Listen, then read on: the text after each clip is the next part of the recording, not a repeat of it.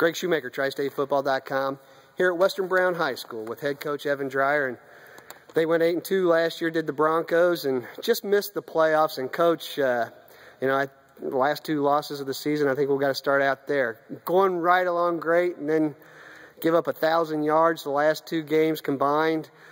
How do you make this team physically and mentally tougher to get into the playoffs in 2013? I think it showed our youthfulness. We had started a lot of sophomores last year.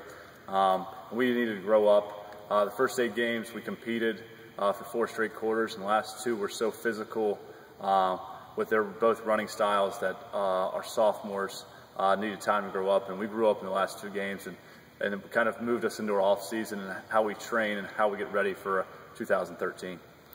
You talk about youthfulness. Ian Horning, only a sophomore this year coming up, but he produced so much as a freshman. When do you know a kid like that he's ready to play physically and mentally at the varsity level? And it doesn't really happen very often.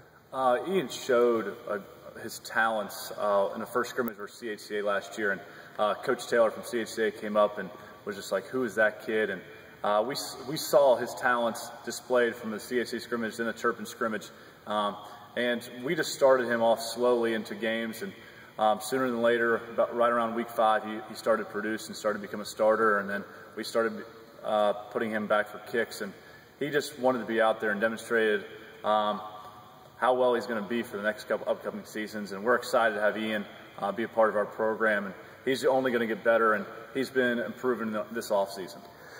Staying with the offense, I mean, first of all, you got a quarterback who's all conference, all player of the year coming back, and everything revolves around that. But talk about what's coming back on that side of the ball. Devin Woods already got an offer to Tiffin. Sure got to feel comfortable with what's going on, especially at your skills positions. Offensively, we've been known to throw it around a lot, and our air raid system has grown in the last 3 years. And started with Devin as a junior, and now we have him as a senior, and he's back, and he's going to be able to throw it to juniors and a sophomore. And Christian Dawson, who was all conference last year, is back. Jared Haggerty is back as well. With those 2 guys on the outside, they're 6'2", 6'3", and they can go up and get it with the best of them. And then we have Ian Hornong inside with different guys that are coming back. Damian Hicks, Timmy Ward, Nick Osborne. All those guys are going to mix in and to be great contributors for this year's team. And we're excited to see their strengths be displayed when we throw in the ball or hand it off. Now, you've been here a few years. Scheduling, especially non-conference, what are you looking forward to do in the future as far as your non-conference opponents? Because when you get to the other division of the SBAAC, they're all much smaller schools than you guys, and it sort of hurts your Harbin points.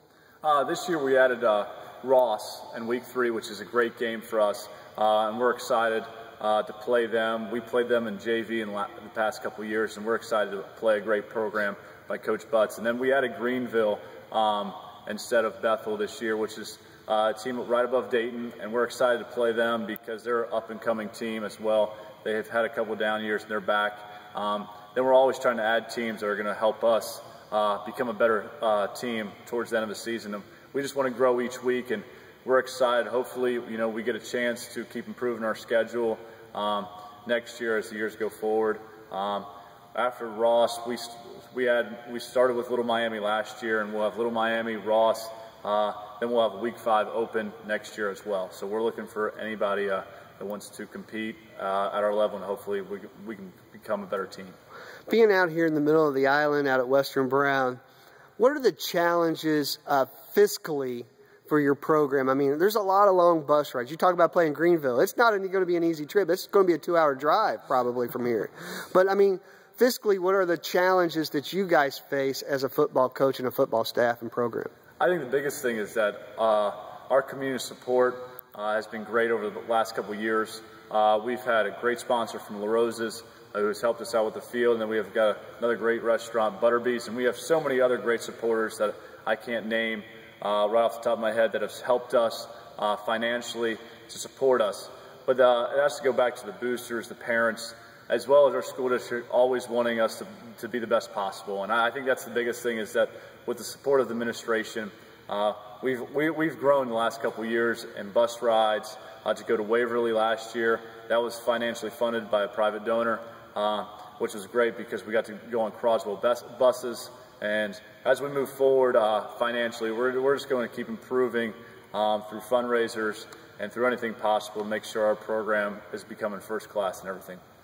Your lineage of coaching is very impressive. You were with Kerry Combs over at Colerain, Hubie over at Mount St. Joe's, Jim Hilvert's been influenced over at Thomas More. What do you take from those guys and mold in and say, this is what Evan Dreyer is all about? I think I take each one of those head coaches, a little part of each one, and try to make it my own. And I think that's the biggest thing is being 28, it's only keep improving over time. And I think that was the biggest thing is I wanted to be myself, but I also wanted to take what each coach had. And I think Jim Hilbert was the great motivator. Coach Hubie at Mount St. Joe was a great organizer. Coach Bolden over there at Colerain knew how to create a first-class program. And everybody else that influenced me, I took each part and wanted to show great leadership, integrity, and make sure every day that we're moving forward to become a better program and making sure our student athletes are moving forward. From the time you started this program to now, what are you most proud of about where your program has been elevated to? I think we've created an atmosphere where student athletes want to come every day to improve themselves.